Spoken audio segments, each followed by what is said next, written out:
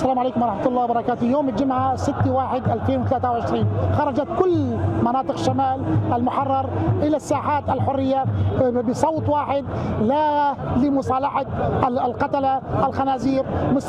مستمرين إن شاء الله احنا كثوار وكل مناطق الشمال السوري من أجل تحقيق أهداف الثورة، لكي لا ننسى دماء شهدائنا الأبرار، لكي لا ننسى معتقلينا، لكي لا ننسى ما فعله هذا النظام المجرم بحق أهلنا السوريين.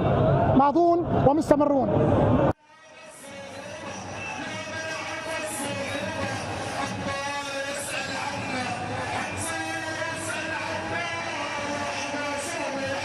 بسم الله الرحمن الرحيم. اليوم 6/1/2023 موجودين في ساحة الساعة في مدينة إدلب العز بإذن الله تعالى بمظاهرة تحت عنوان لن نصالح انتفضوا لنعيدها سيرتها الأولى منذ 12 عاما تقريبا.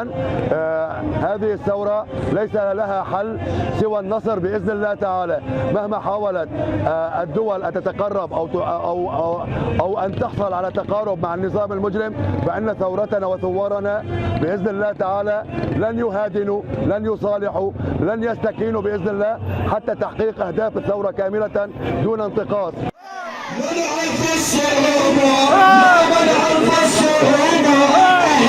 يسأل عنا